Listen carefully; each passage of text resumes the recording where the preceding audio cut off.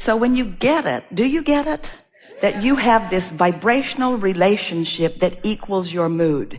And if you will make this vibrational relationship your primary concern, if you will make it what you care about, if you will stop saying world or universe or God or Abraham or mother or lover or employer or employee or friend, if you will stop saying, give me something that makes me feel good so that I can feel good because I want to feel good, and after all, you sort of owe it to me to give me something to make me feel good because I want to feel good. If you'll stop saying that, meaning that, feeling that, and instead you'll say, it is my responsibility to conjure a framework of thoughts that causes me to feel a little better now and a little better now and a little better now. If you will show yourself your ability to manifest the emotion without demanding a condition to change first, now you've got it. Because once you achieve the vibrational stability of feeling good anyway, the condition has to change. So constant rockets of desire, constant vibrational emanation from you, going into what we are calling this vibrational reality, a vortex of creation. It's where your inner being stands. It's where your inner being stands as a constant improvement of that which you are. So this vortex of creation is where everything that you've been asking for, better stated, everything that you have become dwells. A vibrational creation, a vibrational beingness to which you are feeling constant feedback. When you're up to speed with it, you feel great. When you're not up to speed with it, you feel not so great to the degree that you're not up to speed with it. If what is has your undivided attention, then you are not a deliberate creator. You are a regurgitator. You are a knee-jerker, observer, a defaulter. You are a creator by default. You are someone who observes and has a knee-jerk response. And you are also like most of the human population on your planet, because that's what most are doing. But when you understand that you have another option, that you can choose an emotion that is apart from the current reality that you are living, now you have the ability to deliberately change the current reality, because the reality will shift in resonance to your vibrational attitude. We know it must be sort of hard to take when you're dealing with some of the stuff you're dealing with. We're just saying that once you get hold of this, and once you figure out that you can control the way you feel, because you have the ability to find a better feeling thought and a better feeling thought and a better feeling thought. But most important, if we can convince you that if you do the vortex work first, which means find the emotion, align with who you are, that the vortex will fix everything. The vortex will give you the manifestation. It will bring the evidence, because the vortex is gathering the cooperative components. And we just want to say to you, we love you very much. We just want to say to you, we love you very much. We just want to say to you, we love you very much. You are the only uncooperative component that needs to come to the party. And when you become a cooperative component, which means you find some way to adjust your vibration so that you're not so freakishly resistant. When you care about how you feel and you adjust your vibration, the vortex will take you in. It's the way that it works. You don't have to figure it all out. You're not here to prove worthiness to anyone about anything. You just have to chill out. You just have to let go of those things that have been bothering you. You just have to find a way to stop offering a vibration that holds you apart from this vortex. And when you let go, when you surrender, when you give up, when you stop the battle, when you stop the struggle, when you stop looking at the evidence that supports why you're standing in the place you don't want to stand, when you stop doing that and stop keeping it active, the vortex will take you in, and anything and everything that you've been looking for will manifest in your experience, and others will watch you in this beautiful manifestation that follows you on every subject in the world, and they'll say, what in the world have you got going on? How is it that you get everything you want with such ease? What happened to your struggle and your trying? And you say, I gave it up. So what do you want to talk about? I've picked up a pattern recently around people. I don't know why. I used to be really outgoing and really out there, and something happened in the last 2 or 3 years, and I keep creating the same story. Great example, I just came back from a 3-month backpacking trip, and it was a great experience because I'd go to a different hostel and meet a completely different group of people, but I was creating the same events over and over again. They were following you from place to place. Exactly. And the worst part is now is that I know that I'm creating it, and I can't. Oh, that's the best part. I know it's the best. Because if you know you're doing it, then you have control about it. Yes. So it's far better to know that you created it rather than some God who's mad at you. Yeah, well, no, I know that I know it now, but now my work is working on it, and it's really difficult. All right, so give us some specifics. So I have this story that people's first impressions of me are that they don't like me, and I don't know why. I think they're off-put by me for some reason. And then when I leave the situation, I can kind of put myself in a better place, talk about how, great I can be and that I'm a great person. And then when I get thrown right back into a situation, it's like my energy's drained. And here's something that's really interesting, and it's something that most people are unaware of, but you ought to be aware of it because we've talked about things like it for a long while. So we're just going to create this basis of understanding, and then everything's just going to click into place for you.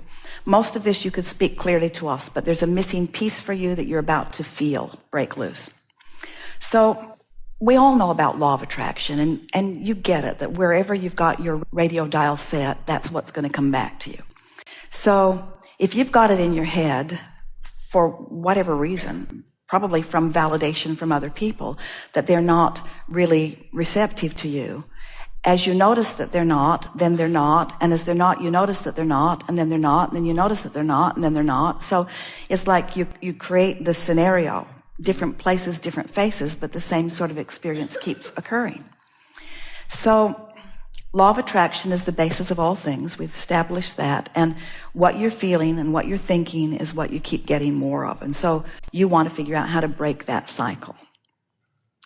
So because law of attraction only gives you things that are in the vicinity of where you are, it's logical that once you've decided, as you spoke rather clearly, that people are sort of put off by you, then those are the people that you most have access to. So let's just say that people are running around and they're on all different vibrational wavelengths. And we're going to make a really powerful statement here that we've not made before, but it really is amplified by this conversation that we're having. Where you are vibrationally is so where you are, vibrationally is so where you are, that your most satisfying communication is with other people that are right there where you are. So let's say that law of attraction could really mess up and that you could be in this high-flying, really good vibrational vortexual place, and you could end up at one of those hostels with someone who's really in a... Now, law of attraction can't give you that, but let's say it did. Or let's say that it's something even close to that. So you're here and they're here. What's happening is, at unconscious levels, they are doing everything in their power in their quest to communicate, to get you to come to where they are. Because there's no communication, there's no experience. And so, without meaning to, they would like you to be there, but it's happening even on unconscious levels. And if you're not really caring about how you feel, you'll go there easily. And when you go there, it's not their disapproval of you that you're feeling. It's your lack of resonance with who you really are that you're feeling. Did you get that? Oh. People have been saying things for a while like, well, they're just trying to bring you down to their level. Well, they are. So they see someone like you. You look as if your appearance is one, and we're not just talking about the beauty of who you are physically. We're talking about your vibrational appearance. You have knowledge. You have eagerness. You have a desire to fulfill your life experience. You are radiating We saw you back there from the moment that the gathering began, and we're just waiting for the resistance to be at its softest ebb before we bring you forward. In other words, you are unmistakable. You are radiating, and you are a pain in the whatever to people who aren't there, who want to be there. In other words, what bothers them about you is that you live what they want to live, and they don't know what to do about it. So they offer the vibration of where they are, and at unconscious levels really are wanting you to join them there. And because you are compliant with that, when you join them there, then it's your disconnection is too strong a word, but it's the putting the bushel over the light of who you are that makes you feel that discomfort. It's not their approval or disapproval that you have ever been seeking. It's your own alignment. So the question that we're hearing from you is, Abraham, how can I consistently, because you say you're often there and you are, how can I consistently feel all that I am and be all that I am? Because I want, and this is what you want. This is the question that we heard from you, regardless of the words that you spoke. I want to travel for 3 months with my backpack, and I want to be so tuned into source that everywhere I rendezvous, I'm the one that brings them up. Yeah. I want to bring them up rather than them bring me down. And be stable. And the way you do it is first by understanding the way these laws work. Next, by understanding that you have 2 vibrational vantage points, which you do. Next, by understanding that the way you feel is your indicator of how you're doing. And next, by just having enough exposure to enough people that eventually, and it happens frequently anyway, you feel yourself as the one who uplifted, rather than as someone who was diminished by someone else's more dominant vibration. Those are incorrect words, because there is not a more dominant vibration, there's a matching vibration. In other words, they couldn't bring you down if you didn't have a proclivity to go there. And the reason that you have a proclivity to go there is just out of habit of going there. Yeah. You've done that all your life. Everyone has. It's just never bothered you like it bothers you now, because you've tasted the sweetness of the other. In other words, your standards are now higher. You're not willing to go there. Oh, and then there's other stuff. They talk drivel. They talk about unimportant things. They're just going on and on about things that are so not important.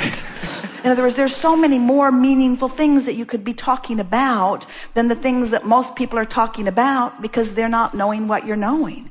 So when you relax and acknowledge that they're all where they are and it's perfect where they are, and they're living the life that they're living, and you are in complete rapturous adoration of whatever it is that they are living, because it's all contributing to what you're putting into your vortex, then it all gets soft, and you find yourself just loving them all, even if they're not loving you. And that's where freedom really breaks loose for you. Freedom of resistance, which is the only freedom that there ever is freedom from resistance.